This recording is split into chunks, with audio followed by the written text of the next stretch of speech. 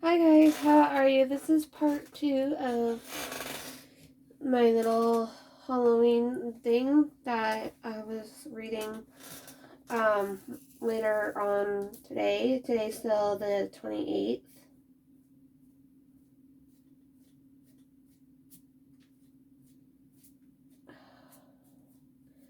I'm really trying hard to finish this, but I'm not going to push myself. It's going to be a hit and a miss if I do.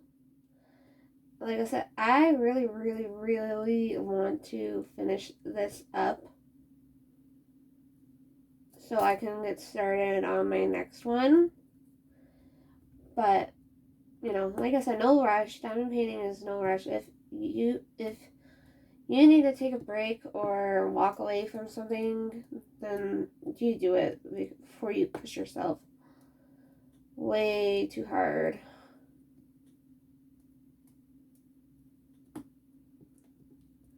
I know I don't have much left of this at all. I'm just gonna try my best, and if not, tomorrow's another day. Sorry, I'm just getting all like the wax out of my painting. Okay, so costumes. Halloween costumes were traditionally modeled after figures such as vampires, ghosts, skeletons, and scary-looking witches and devils. Over time, the costume selection extended to include popular characters from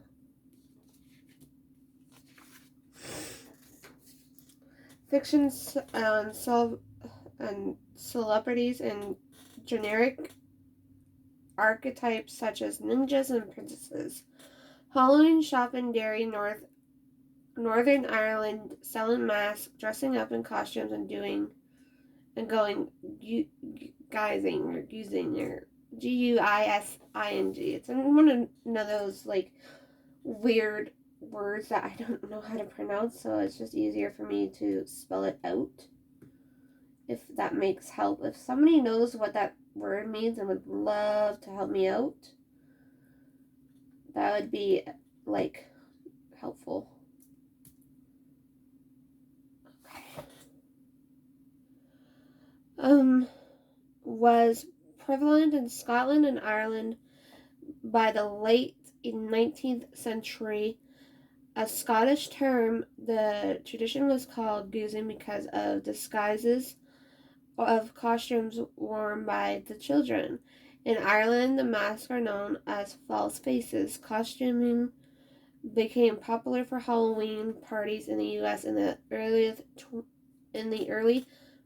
20th century, as often as adults as for children.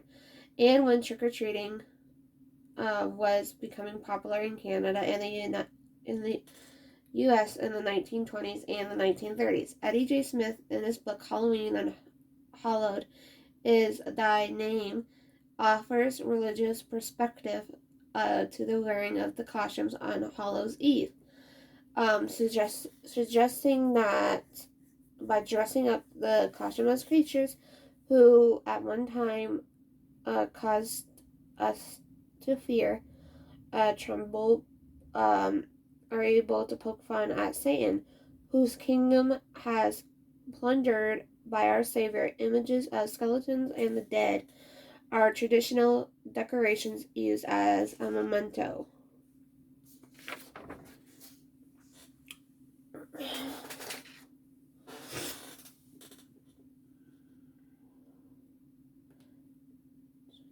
Done this because it's not liking my pen. See what I mean? Trick or treat for UNICEF, UNICEF is a fundraising program to support the program. It is it's a United Nations program that provides humanitarian aid to children in developing countries, started as a local event in Northeast Philadelphia neighborhood in 1950 and expanded nationally in 1952. The program involves the distribution of sponsors like Hallmark at licensed stores or trick-or-treaters, in which they select small change donations from the houses they visit. It is estimated that children have collected more than 118 million for UNICEF since its inception. In Canada in 2006, decided to discontinue their Halloween collection boxes. Citizen Safety Schools, they instead resin the program. See, I never really got to wear my Halloween costumes in schools. I know they don't do that. They did it in high school. High school though was different. High school, when I got to high school, I was allowed to wear my Halloween costume, and they had like costume contests and stuff like that. And I don't know why it's different between the grade schools and the high schools, because like I said, I know my high school, we were allowed to wear our costumes and wear makeup and dressed up and stuff like that, right? But for grade school, it was always orange and black day. Always orange and black. You get to wear your orange Halloween shirt or like a black Halloween shirt. That's what I remember doing when I was a kid. I don't know if it's some areas that, I know all of Canada does it.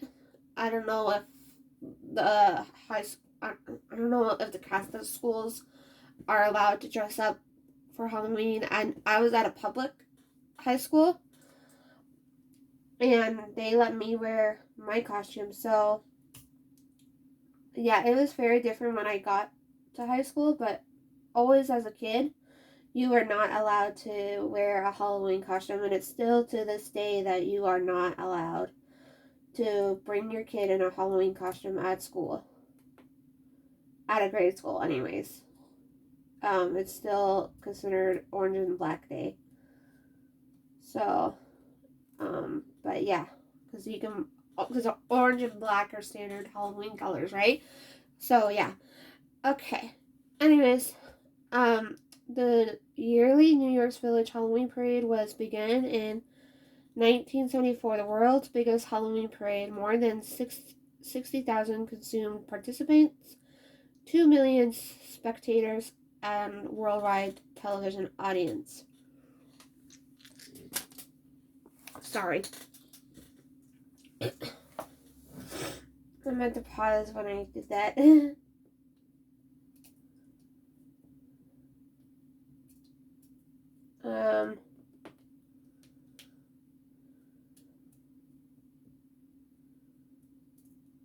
What was I saying? Oh yeah, sorry about that. I still cough up just a little bit here and there. Anyways, yeah, sorry. Okay.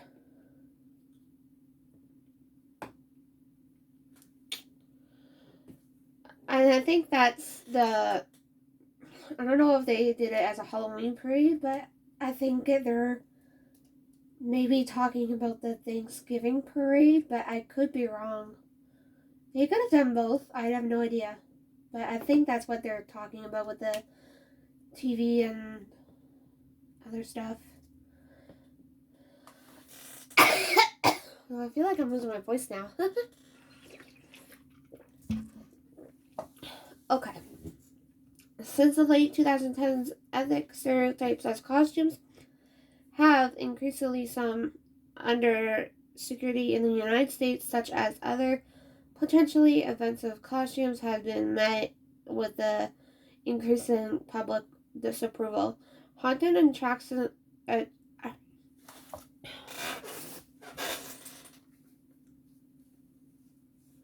Damn it, sorry.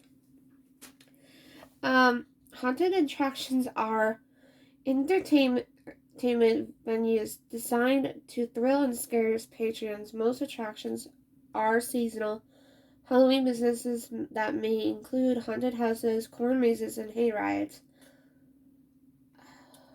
Come on, would you just not be stupid?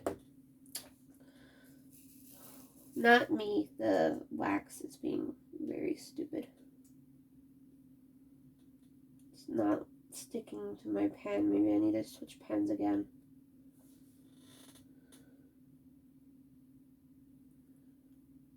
Okay. And the level of the effects has risen as the industry has grown. The first recorded purpose-built haunted attraction was the Orton and Spooner Ghost House, which opened in 1915 in Liphook, England. This attraction has most causally steam. The house still exists in Holly Steam Collection. It was during the 1930s, about the same time as trick-or-treating, that Halloween-themed haunted houses first began to appear in America. It was the late 1950s that haunted houses as a major attraction began to appear, focusing on California, sponsored by the Children's Health Home Junior Auxiliary. The San Mateo Haunted House opened in 1957. The San Bernardino Assistance League Haunted House opened in 1958. Home haunts began appearing across the county during 1962 and 1963. In 1964, the San Mateo Haunted House opened, as well as the Children's Museum Haunted House in Indianapolis.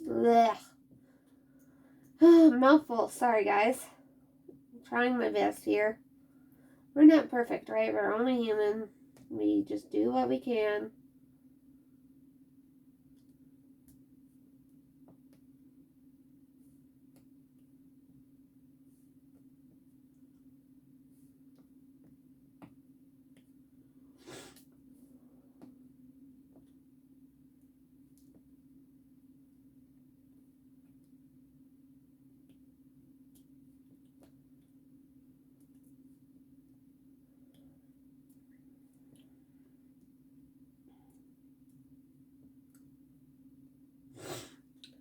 Okay, the haunted house as an American cultural icon can be attributed to the opening of the Haunted Mansion in Disneyland on August 12, 1969.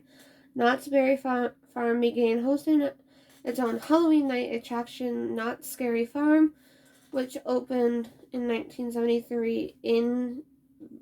Evangelical Christians adopted form of these attractions by opening one of the first Hell Houses in 1972.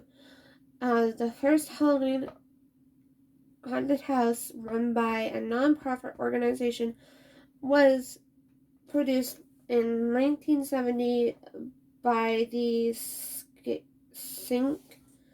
Scaramore Deer by Waza, a WSAI, and AM radio station broadcasting it out. I think we're almost done. 2 more pages. Okay. Not too bad.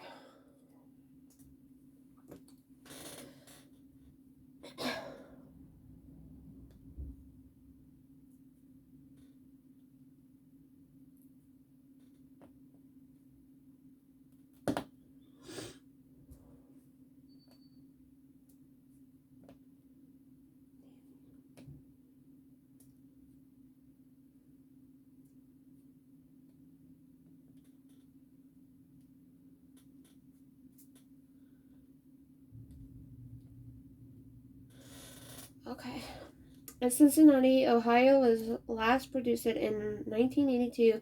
Other GCs followed suit with their own versions of the success of the Ohio House, the March of Dimes copyrighted the mini haunted house for the March of Dimes in 1976 and began fundraising through their local chapters by conducting a haunted house soon after, although apparently quit supporting this type of event naturally sometime in the 1980s.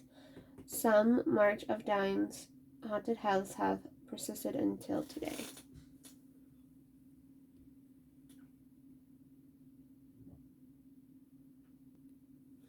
Okay. On this evening of May 11th, 1984, Jackson Township, New Jersey, and the haunted castle Six Flags Great Adventure caught fire. As a result of the fire, 8 teenagers perished. The backlash to the tragedy was a tightening of regulations relating to safety, building codes, and the frequency of inspections of the attractions nationwide.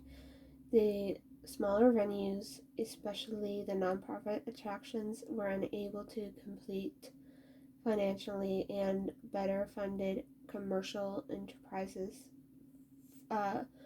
filled the vacuum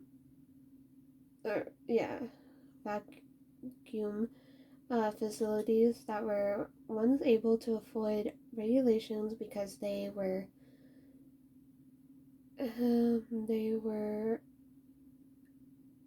adhere to the stricter codes of required of permanent attractions. In the late 1980s and the early 1990s, theme parks entered the businesses seriously. Six Flags Fright Fest began in 1986, and Universal Studios Florida began Halloween Horror Nights in 1991.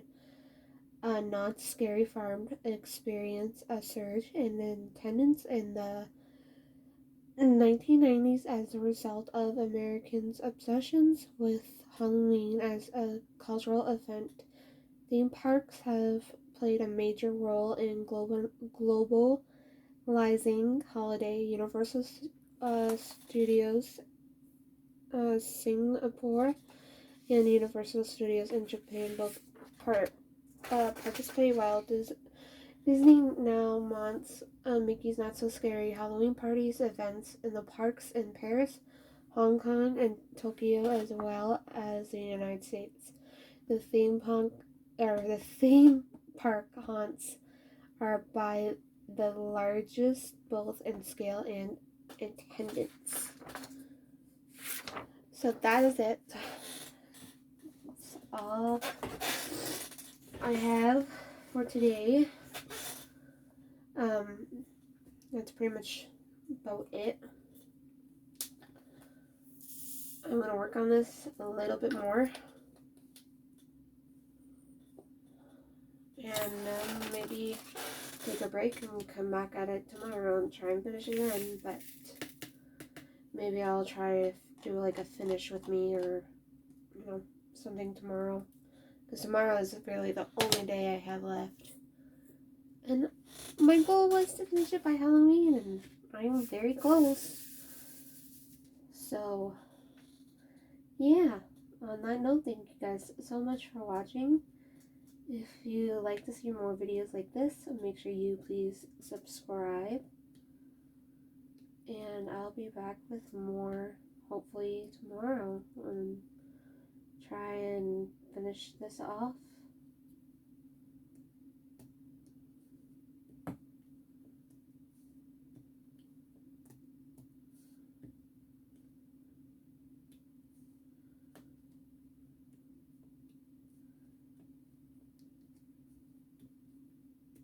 And have a great rest of your day. Bye for now.